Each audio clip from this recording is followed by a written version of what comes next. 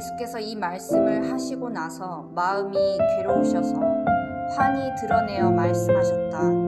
내가 진정으로 너희에게 말한다.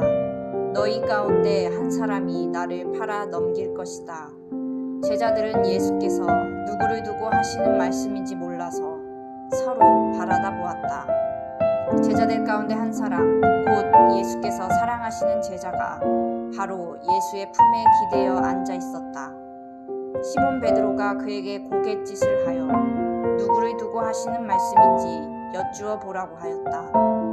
그 제자가 예수의 가슴에 바싹 기대어 주님, 그가 누구입니까? 하고 물었다. 예수께서 대답하셨다. 내가 이 빵 조각을 적셔서 주는 사람이 바로 그 사람이다. 그리고 그 빵 조각을 적셔서 시몬 가룟의 아들 유다에게 주셨다.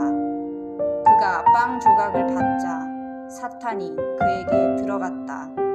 그때에 예수께서 유다에게 말씀하셨다. 내가 할 일을 어서 하여라. 그러나 거기 앉아있는 사람들 가운데서 아무도 예수께서 그에게 무슨 뜻으로 그런 말씀을 하셨는지를 알지 못하였다.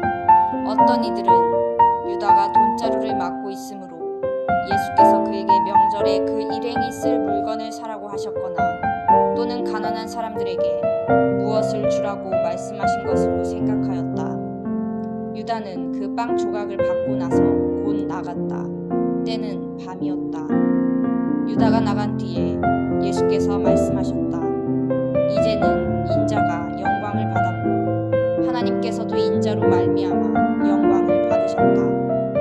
하나님께서 인자로 말미암아 영광을 받으셨으면 하나님께서도 몸소 인자를 영광되게 하실 것이다. 이제 곧 그렇게 하실 것이다. 어린 자녀들아, 아직 잠시 동안은 내가 너희와 함께 있겠다. 그러나 너희가 나를 찾을 것이다. 내가 일찍이 유대 사람들에게 내가 가는 곳에 너희는 올 수 없다 하고 말한 것과 같이 지금 나는 너희에게도 말하여 둔다. 이제 나는 너희에게 새 계명을 준다. 서로 사랑하여라. 내가 너희를 사랑한 것 같이 너희도 서로 사랑하여라.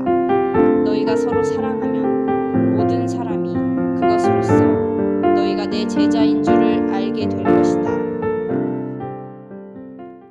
말씀을 깨닫는 은혜가 임하여 하나님의 뜻을 발견하는 귀한 시간이 되기를 소망합니다.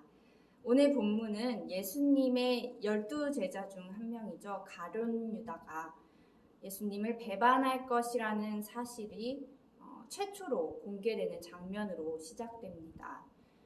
21절에는 예수님의 괴로운 심정이 담겨 있습니다. 3년 이상을 동고동락해온 제자 중 하나가 자신을 팔게 된다는 사실의 괴로움과 슬픔을 감추지 못하고 있습니다.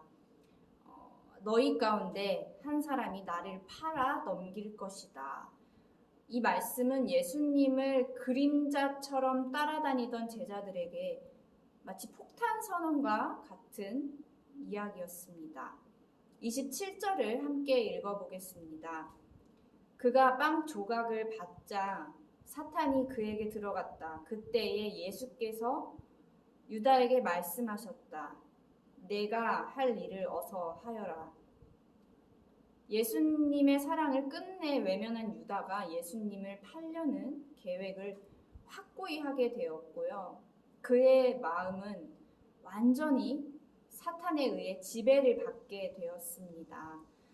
가룟 유다는 자신의 이중인격을 철저하게 숨기고 있었고 제자들 중에서도 아무도 그가 예수님을 팔 거란 생각조차 하지 못했습니다. 30절에 보면 유다는 빵 조각을 받고서 다락방을 나갔습니다. 예수님과 함께 앉아있는 자리를 박차고 나간 것은 사명을 버린 것입니다. 그때는 밤이었습니다. 하나님께서 여러분에게 사명을 맡겨주셨다면 거절하지 마시기 바랍니다. 사명을 거절하면 밤이 찾아옵니다. 유다가 나간 후에 33절에 예수님의 말씀이 여전히 제자들의 마음을 무겁게 짓눌렀습니다. 이러한 분위기 속에서 서로 사랑하라라는 계명이 주어집니다. 본문 34절과 35절을 함께 읽어보겠습니다. 이제 나는 너희에게 새 생명을 준다. 서로 사랑하여라. 내가 너희를 사랑한 것 같이 너희도 서로 사랑하여라. 너희가 서로 사랑하면 모든 사람이 그것으로써 너희가 내 제자인 줄을 알게 될 것이다. 아멘. 죽음을 앞두신 예수님께서 제자들에게 남기신 것은 새 계명이었습니다. 옛 계명인 내 이웃을 내 몸과 같이 사랑하라는 인간적인 사랑의 범주를 넘어서 그리스도께서 너희를 사랑한 것과 같이 서로 사랑하라는 것이 새 계명입니다. 새 계명은 신앙 공동체의 구성원 간의 헌신적인 사랑을 요구하고 있습니다. 세상 사람들이 우리를 보고 예수님의 제자로 인정하게 되는 것은 우리가 서로 사랑하는 모습을 보일 때입니다. 가진 것이 없는 것, 배움이 없는 것, 수치스러운 과거를 가지고 있는 것 등등 그런 모습이 전혀 문제되지 않고 서로 어울려서 하나가 될 수 있는 것, 그것이 바로 교회입니다. 교회 안에서, 교회 밖에서, 그리고 여러분의 삶의 현장에서 주님의 제자답게 복음과 사랑을 전할 수 있는 C2C 미디어 교회 성도님들 되시기를 주님의 이름으로 축복합니다. 오늘 나눈 질문은요, 유다가 예수님을 배신하고 떠났지요. 그래서 누군가가 나를 배신할 것을 이렇게 미리 알게 된다면 나는 그 사람을 과연 어떻게 대할 것인가? 나눈 질문이 조금 어려운데 목사님께서는 어떻게 생각하시는지요?